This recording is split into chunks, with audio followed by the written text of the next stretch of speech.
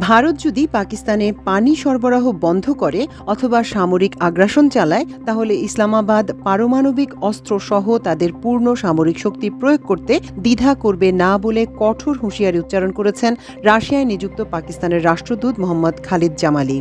Russian সম্প্রচার মাধ্যম আরটিকে দেয়া এক সাক্ষাৎকারে রাষ্ট্রদূত জামালি দাবি করেন, পাকিস্তানের কাছে বিশ্বাসযোগ্য গোয়েন্দা তথ্য রয়েছে ভারত তাদের ভূখণ্ডে হামলার পরিকল্পনা করছে। তিনি বলেন, পাকিস্তানের নির্দিষ্ট কিছু এলাকায় হামলার সিদ্ধান্ত নেওয়া হয়েছে এমন ফাঁস হওয়া নথিও তাদের হাতে এসেছে এবং এই হামলা আসন্ন।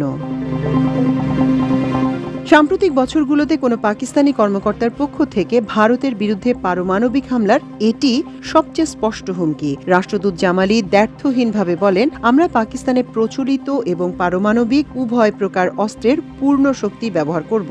ভারত শাসিত কাশ্মীরের পেহেলগাম হামলার জেরে সৃষ্ট উত্তেজনার মধ্যে এই হুঁশিয়ারি এলো। ভারত পাকিস্তানকে ওই হামলার পরিকল্পনাকারী সন্ত্রাসী গোষ্ঠীগুলোকে আশ্রয় দেওয়ার অভিযোগ করেছে, যা ইসলামাবাদ অস্বীকার করে।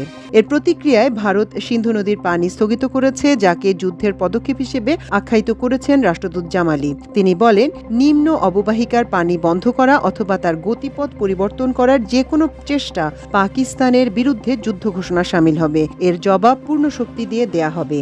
এর আগে পাকিস্তানের প্রতিরক্ষা মন্ত্রী খাজা আসিফও সিন্ধু নদে বাঁধ নির্মাণ করলে হামলার হুঁশিয়ারি দিয়েছেন। এই উত্তেজনাকর পরিস্থিতির মধ্যেই পাকিস্তান শনিবার একটি ভূমি থেকে ভূমিতে নিক্ষেপযোগ্য ক্ষেপণাস্ত্রের পরীক্ষামূলক উৎক্ষেপণ করেছে, যা প্রচলিত ও পারমাণবিক ওয়ারহেড বহনে সক্ষম। ভারতও পাল্টা পদক্ষেপ হিসেবে পাকিস্তান থেকে পণ্য আমদানি এবং পাকিস্তানি জাহাজকে তাদের বন্দরে প্রবেশে নিষেধাজ্ঞা জারি করেছে। পাকিস্তানও এর জবাবে ভারতীয় জাহাজের উপর নিষেধাজ্ঞা দিয়েছে। এছাড়া দুই দেশের মধ্যে ডাক ও স্থলপথে যোগাযোগও স্থগিত করা হয়েছে। পাকিস্তানের রাডার ও সেন্সর বন্ধ করে দেয়ায় শ্রীনগরে জরুরি অবতরণ করেছে ভারতীয় যুদ্ধবিমান রাফায়েল।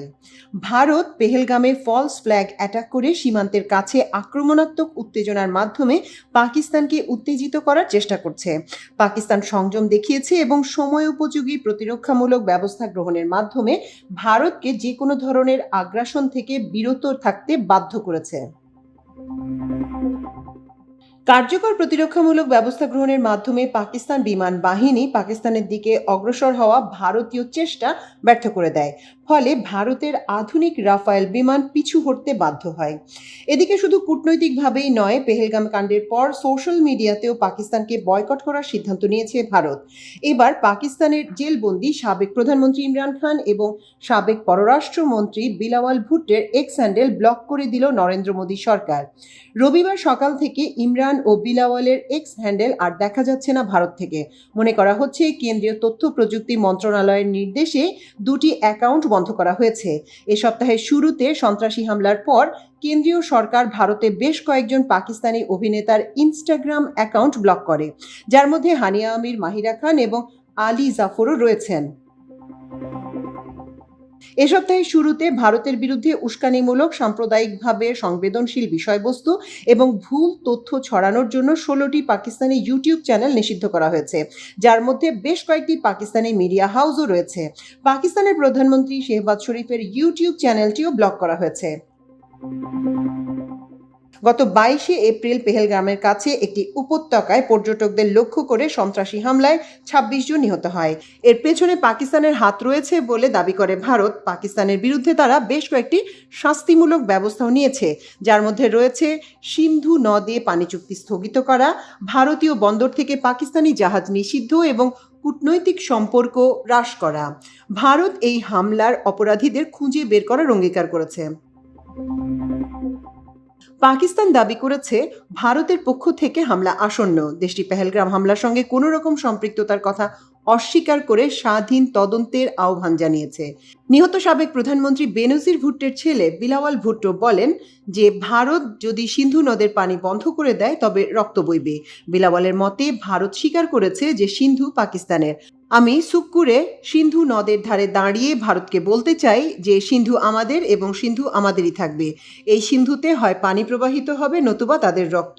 অন্যদিকে কাশ্মীরের পেহেলগ্রামে সাম্প্রতিক পর্যটক নিহতের ঘটনায় জানা গেছে ভারতের গোয়েন্দা সংস্থাগুলো আগেই সম্ভাব্য হামলার সতর্কবার্তা দিয়েছিল। প্রধানমন্ত্রী নরেন্দ্র মোদীর ১৯শে এপ্রিল কাশ্মীর সফর উপলক্ষে শ্রীনগর ও আশপাশের এলাকায় নিরাপত্তা বাড়ানো হয়েছিল। তবে খারাপ আবহাওয়ার কারণে ওই সফর বাতিল হয়। এরপর ২২শে এপ্রিল পেহেলগামে বন্দুক হামলায় ২৬ জন পর্যটক নিহত হয়। যদিও গোয়েন্দারা হামলার স্থান সম্পর্কে সুনির্দিষ্টভাবে মোদীর সফরের আগে কিছু জানাননি। এখন জানা গেছে হামলাকারীরা আগে থেকেই ওই এলাকায় ছিল। এতে স্থানীয় গোয়েন্দা ব্যর্থতার বিষয়টি স্পষ্ট হয়েছে। এই ঘটনার পর নিয়ন্ত্রণ রেখা বরাবর ভারত পাকিস্তানের মধ্যে গোলাগুলি শুরু হয়, যার ফলে সীমান্তবর্তী মানুষ আতঙ্কে বাংকার পরিষ্কার বা নির্মাণ করতে শুরু করেন। বহু পরিবার ভূগর্ভস্থ বাংকারে আশ্রয় নিচ্ছেন। বিশেষ করে বয়স্ক ও শিশুদের জন্য নিরাপত্তার ব্যবস্থা নেওয়া হচ্ছে। সীমান্তবর্তী এলাকায় ২০১৭, ২০১৯ ও ২০০২ সালের মতো আগেও প্রাণহানির ঘটনা ঘটেছে। এদিকে পর্যটন নির্ভর অনেক এলাকাতেই গোলাগুলির কারণে পর্যটক আসা বন্ধ হয়ে গেছে। ফলে স্থানীয়দের কর্মসংস্থান হুমকির মুখে পড়েছে। যদিও ২০২১ সালে ভারত পাকিস্তান যুদ্ধবিরতি হয়, পেহেলগাম ঘটনার পর সেটি ভেঙে পড়েছে বলে অভিযোগ উঠেছে। বর্তমানে দুই দেশের সীমান্তেই তীব্র উত্তেজনা বিরাজ করছে। মাল্টিমিডিয়া ডেস্ক, আমার দেশ।